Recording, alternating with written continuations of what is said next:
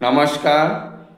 বৃহৎ বিষ্ণু পুরাণ পঞ্চম খণ্ড ১৪ অধ্যায় মুষলোৎপত্তি, যদুবংশ ধ্বংস ও কৃষ্ণের লীলা সম্বরণ।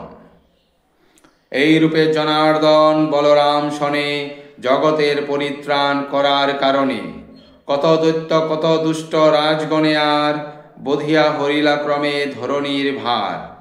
আত্মকুল সমুচ্ছেদ ব্রহ্ম সাপচ্ছলে করিলেন পরে হরি আচর্য কৌশলে। এত শুনি জিজ্ঞাসিল মৈত্রেয় সুজন, যদুকুল কিবা রূপে হয় নিপতন। কিরূপে মানুষ দেহ তেজিলেন হরি, সেই কথা কহ প্রভু কৃপা দৃষ্টি করি। এত শুনি পরাশর কহে ধীরে ধীরে, বিচিত্র কাহিনী বলি তোমার গোচরে। একদা যৌবনে মত্ত যদু শিশুগণ, পিণ্ডারক তীর্থে আসি উপনীত হন। বিশ্বামিত্র কর্ণ আর নারদ সুমতি, সহসা সে স্থান দিয়া করিছেন গতি। তাহাদিকে দর্শন করি শিশুগণ, সাম্বেরে নারীর বেশ করায় ধারণ। ঋষিগণ পাশে গিয়া অতি দ্রুত গতি, তাহাদের পদতলে করিয়া প্রণতি। কহিলেন শুনো শুনো ওহে ঋষিগণ, গর্ভবতী বভ্রুপত্নী কর দর্শন। কি পুত্র জন্মিবে বল ইহার উদরে, ছলনা শুনিয়া ঋষিগণ কহে পরে। শুনো শুনো যদুকুল কুমার সকল, ইহার উদরে এক জন্মিবে মুষল। যদুকুল ধ্বংস হবে তাহার দ্বারায়, মোদের বচন সত্য জানিবে সদায়।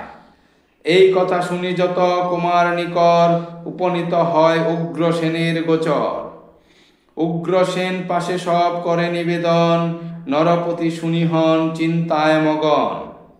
মুষল জন্মিলে পরে সাম্বের উদরে, উগ্রসেন আজ্ঞা দিল নষ্ট করিবারে।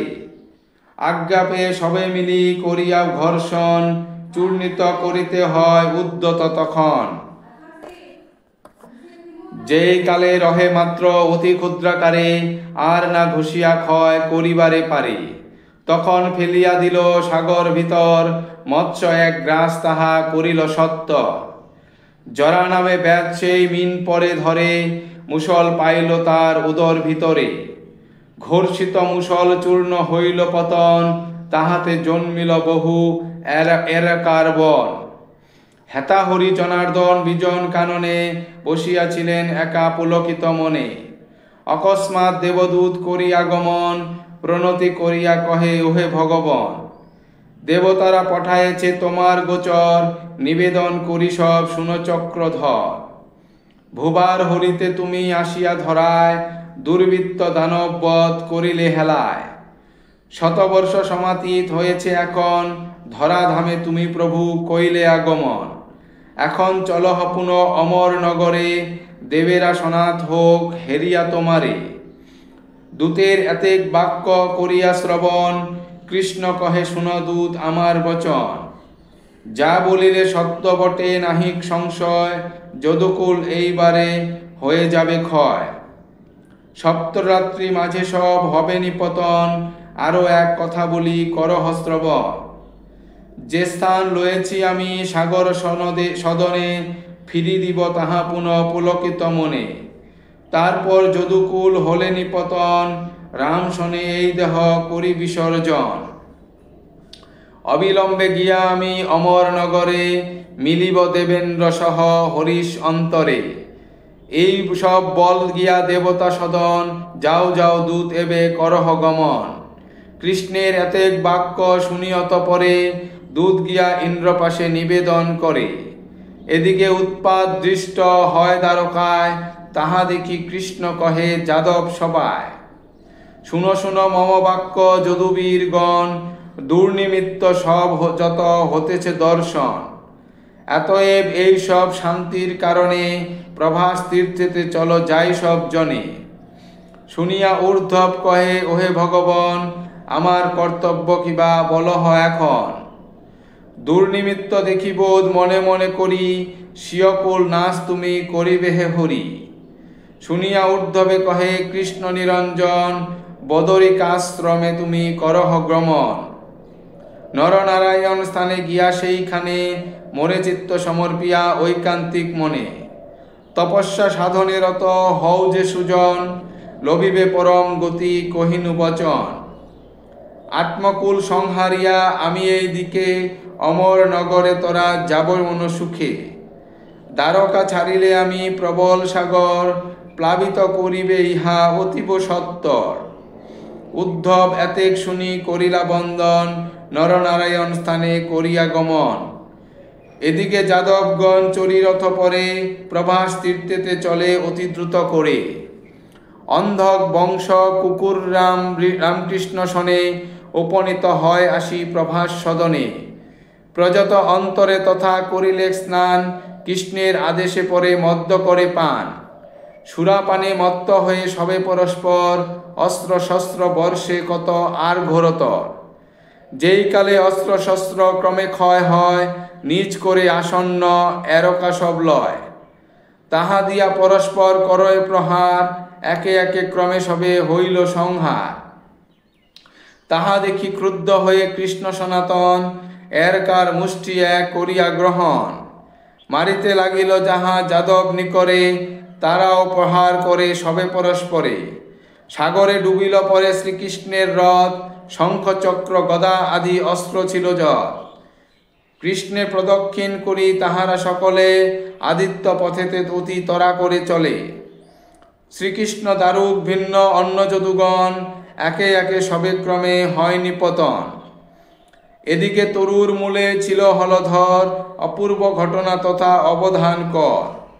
ভীষণ ভুজঙ্গ এক দেখিতে দেখিতে, বহির্গত হতেছে রামের মুখ হতে। সেই সর্ব বাহির হইয়া অতঃপর, আশ্রয় লইল আসি সাগর ভিতর। সিদ্ধ আদি সবে মিলি একান্ত অন্তরে, পূজিতে লাগিল সেই পণ্যব প্রবরে। জলনিধি অর্ঘ্য লয়ে করি আগমন, অনন্ত দেবের পূজা করেন সাধন। এরূপে অনন্তনাগ হইয়া পূজিত, সাগরের সলিলে পশিল ত্বরান্বিত।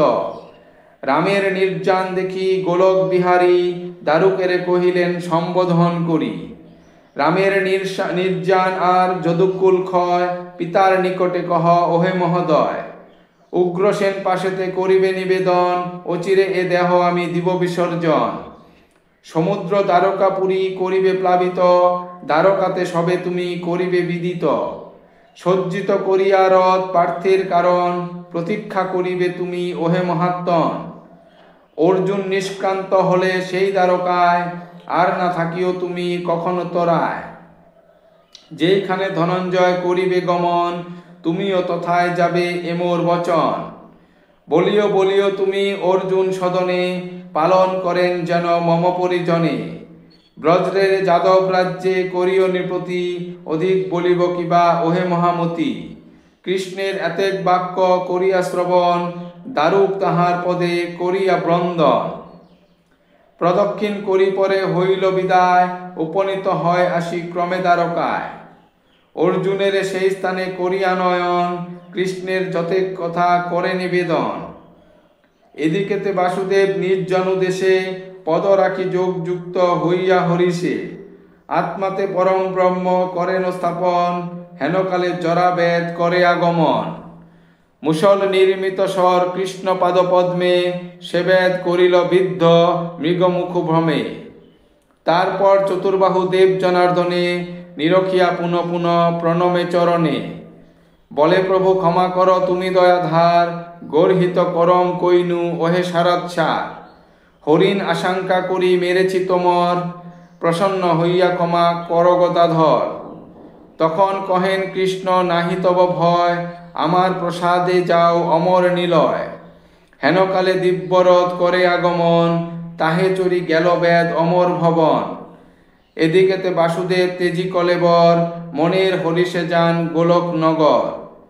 শ্রী বিষ্ণু পুরাণ কথা সুললিত অতি, বিরচিয়া দ্বিজকালী আনন্দিত মতি। ধন্যবাদ। সমাপ্ত।